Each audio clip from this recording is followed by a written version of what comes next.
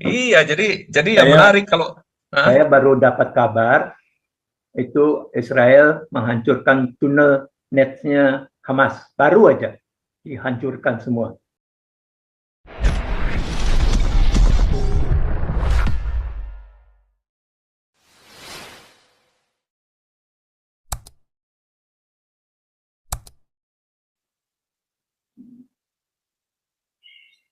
Mananya Kuma. Sign out ya.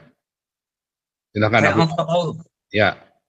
Iya, jadi memang ya, kalau ngelihat data yang Pak Paul sajikan dan buku-bukunya ini, saya kira kita harus fair, harus objektif gitu Pak Paul.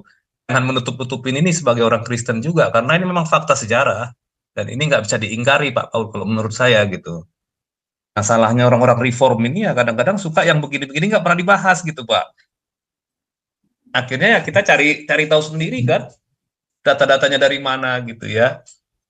Nah, apa yang dilakukan ini juga sering dipakai sama orang-orang sebelah ini untuk memfitnah atau mengadu domba sesama Kristen sendiri, Pak Paul.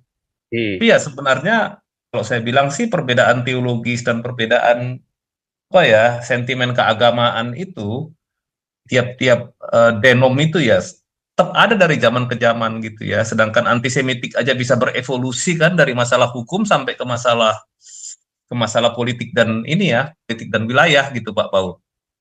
Nah ini yang kita kadang-kadang harus terus ini nggak bisa melihatnya hitam putih Pak gitu. Jadi baru saya mengerti mengapa beberapa teolog di Indonesia, terutama dari STT Jakarta ya, ada beberapa saya lihat itu yang antisemitik juga Pak Paul gitu. Antisemit, saya nggak ragu-ragu bilangnya begitu. Ternyata memang ada akar sejarahnya Pak, seperti yang Pak Paul katakan ini gitu dan ada lihat ada bukunya gitu. Nah jadi memang ini yang kita harus jangan mau terpancing diadu domba untuk hal-hal yang seperti ini. Ya memang itu ada dialektika di dalam pemahaman teologis juga saya kira ada Pak, bukan hanya dalam pemahaman filsafat saja gitu. Kedua mengenai perang kita bahas sedikit Pak Paul gitu. Nah kelihatannya kemarin itu diusahakan untuk sidang Dewan Keamanan PBB yang kedua kali supaya Amerika menyetujui apa namanya gencatan senjata gitu. Tapi Amerika memang hari ini memang diupayakan oleh anggota Dewan Keamanan yang lain supaya kali ini resolusi itu disetujui tanpa harus diveto oleh Amerika, tapi melalui lobby-lobby lah ceritanya. Tapi apa yang terjadi di dalam draftnya itu Israel harus menghilangkan permusuhan, Pak. Nah, kalau kita lihat kata permusuhan itu artinya sangat luas. Artinya kalau Israel tiba-tiba satu waktu diserang, kemudian dia membalas, nah itu berarti Israel sudah melanggar resolusi Dewan Keamanan PBB dong. Kenapa? Tetap ada permusuhan, padahal dia harus membela diri. Nah, itulah pintarnya Pak Paul yang katakan Pak Paul yang Pak Paul sebutkan di dalam acara Embun Pagi itu, roh dusta dari Babilonia itu Pak gitu. 3 roh dusta yang keluar dari Sungai Efrat itu. Nah, itulah sampai segala cara dilakukan untuk pembenaran apa yang dilakukan oleh para ideolognya Halel Ben Sahar ini Pak gitu. Nah, itu jadi dibuat seperti itu Amerika tetap menolak gitu.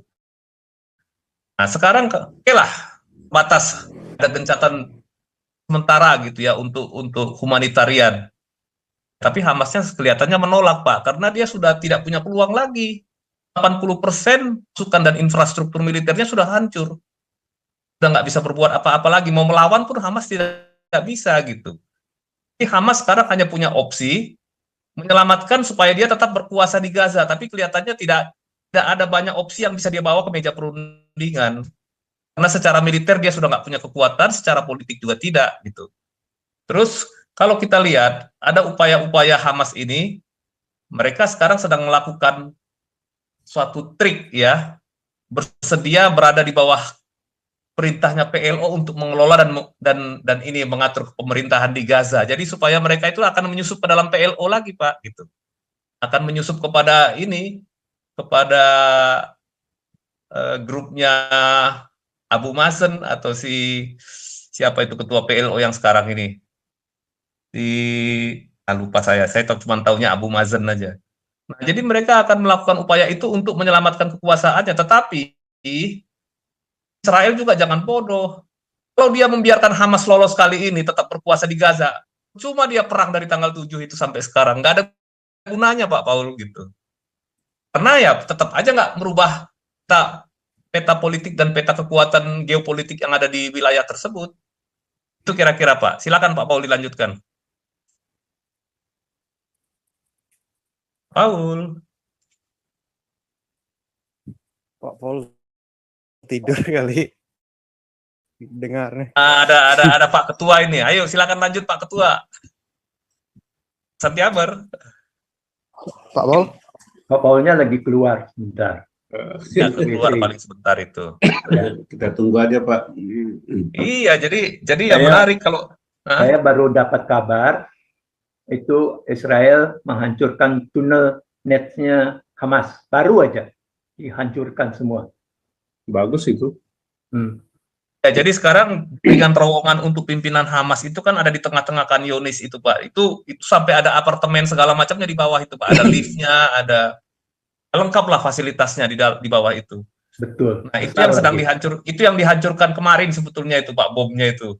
Di satu kompleks itu habis semua. Ya. Jadi sekarang yang tersisa terowongan-terowongan kecil di mana mungkin Yahya Sinwar itu bersembunyi. Nah itu kemungkinan letak antara Khan Yunis sampai Rafah. Atau mungkin ada kemungkinan lain ya dia sudah meloloskan diri lewat terowongan di bawah Rafah kalau memang ada terowongan bawah Rafah yang belum sempat dihancurkan oleh Israel gitu dengan bom anti bunkernya itu. Nah itu aja yang tinggal kemudian. Tapi sepertinya sih masih ada di sekitar Rafah dan Khan Yunis Pak. Cuman kita tunggu 2-3 hari ini akan tertangkap atau tidak gitu.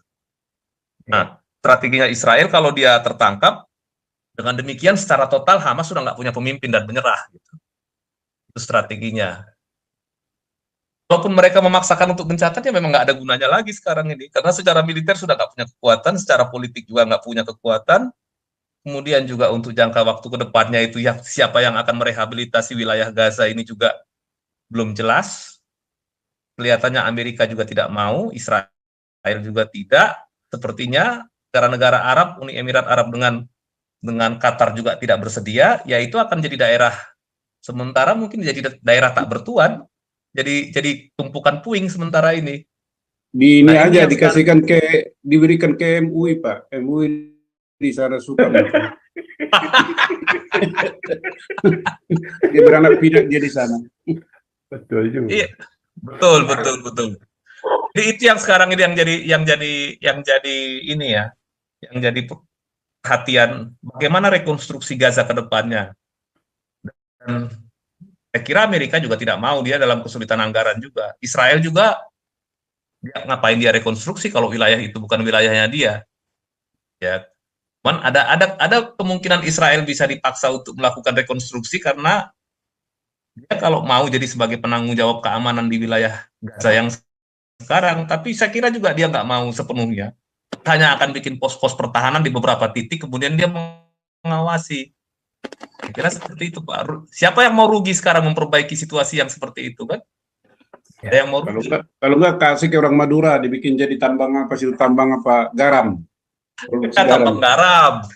Juga ini besi tua Pak. Itu banyak di sana Kan udah Pak. diisiin air laut Pak. Sekarang ini lagi terus dipompa air laut Pak. Betul Pak. Karena begini, untuk menghancurkan terowongan itu dengan bahan peledak itu biayanya kan sangat mahal. Ya, sementara di bawah itu kan banyak juga persenjataan, bahan kimia dan juga fasilitas-fasilitas militernya Hamas itu yang belum dihancurkan sebetulnya. Tapi cukup dengan menuangkan air garam, saya kira habis semuanya Pak, selesai. Tit lagi biaya aja kan, dal air aja. Tinggal dikontakin aja Pak ya, pakai strobe. Ya nggak perlu. Ya, yang penting air garam ini kan korosinya tinggi Pak, bisa ke mana-mana ya buat merusak gitu ya. Jadi Hamas ini sepertinya kelihatannya untuk memulai perang di tanggal 7 Oktober itu mereka salah strategi. Tidak memperkirakan bahwa Israel akan membalas sampai hancur sampai seperti sekarang ini. Itu di luar dugaan mereka Pak. Di luar dugaan. Karena sorry saya kepotong tadi ya. Ya Pak Paul. Kehilangan signal saya tadi, saya di jalan soalnya ini saya jemput anak saya. Lanjut. Siapa tadi giliran siapa tadi? Tolong bantu.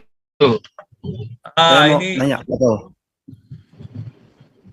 Giliran ini siapa anak Tuhan Yesus? Oh ya, saya Pak. Tolong dibukain videonya apa? sudah Pak, sudah. Sudah Pak. Pak, ingat saya kan Medion Pak. Saya ada satu pertanyaan yang benar-benar penting sekali Pak. Halo Ya. Pak Paul. Kan sejak Ya. kerajaan Salomo ini runtuh kan, ada perang saudara di antara umat Israel. Dan setelah itu seterusnya 10 suku Israel itu hilang. Sampai sekarang hilang. Apakah suatu saat 10 suku ini akan kembali? Kembali Pak. Kan Kembali ke sudah mulai dikumpulkan Yahudi yang di Laut Merah itu kan bukan orang Yahudi sekarang itu terminologinya suka kebalik-balik ya. Maksudnya orang Israel yang ditemukan di Laut Merah itu adalah sebagian suku apa ya, Naftali atau apa itu loh. Ada yang suku Naftali, ada yang suku ini ya, Efraim segala macam ketemu Pak. Cuma kan sekarang terjadi kritik dari para akademisi ya dari Haifa itu, dia bilang mereka itu dari Afrika, dari mana, asal ngaku-ngaku Yahudi, asal mereka bisa bahasa Ibrani, asal mereka ngerti kultur Yahudi, langsung dianggap Yahudi, ya kan? Nah, mereka jengkel Pak. Siapa saja bisa ngaku-ngaku Yahudi nih sekarang nih, dia bilang begitu. Tapi ini kan jadi kritik pro kontra, itu kan urusan mereka. Tapi intinya kan ada kan, gitu. Ini ketemu yang dari India, yang dari mana-mana ketemu Pak. Dulu jadi itu perdebatan panas di Israel sekarang ini. Dulu itu kan itu Pak Paul, ada segala kerajaan Yahudi di Rusia, di Yaman, di Ethiopia, bahkan di Kazakhstan orang-orang keturunan Turki itu, bahkan katanya di India juga ada, bahkan sampai dibilang suku Batak itu keturunan salah satu suku Israel. Kok bisa ya Pak Paul sampai berpecah-pecah, sampai ke jauh-jauh ke belahan dunia gitu Pak Paul? Ya mereka kan lari Pak. Mereka kan lari dari sumber bencana, lari dari Jerman, mereka lari dari Roma, dari Kaisaran Roma, kan kejar-kejar kan? Ya. Yang itu Pak, mereka lari Pak, lari sampai ke ujung bumi, kejar kan, kemanapun mereka berada, ya kejar. Tapi di Cina, kenapa di Cina sama di India tidak? Di Cina ada Pak Paul, adakah?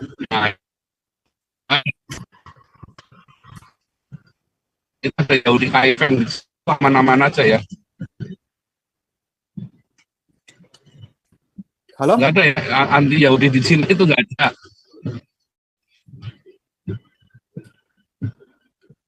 Emang Nggak banyak tetap orang dalam agamanya Pak. Banyakkah orang Yahudi di Cina itu Pak Paul? Banyak Pak. Itu di Beirut kan ada orang Yahudi juga. Kalau sekarang kita lihat Banyak. Dan populasi mereka Yahudi itu... Halo, putus-putus suaranya ya, Pak jadi Paul. nggak tahu yang lain bagaimana suara saya. Putus-putus, Pak. Putus. Yang Iya, lain Pak. bagaimana? Putus-putus. Putus-putus. Oh, putus-putus. Ya. Mungkin lagi di terowongan kali. Putus-putus ya? Ya, Enggak, putus-putus. harusnya bagus, ya penuh. Lagi di terowongan ya, Pak Paul. Kali. Jadi nggak ada masalah ya. Jadi tidak ada aniaya orang Yahudi di Cina, di India nggak ada. Ya, begitu ya. Ya, lalu Lanjut dulu, lanjut. ya.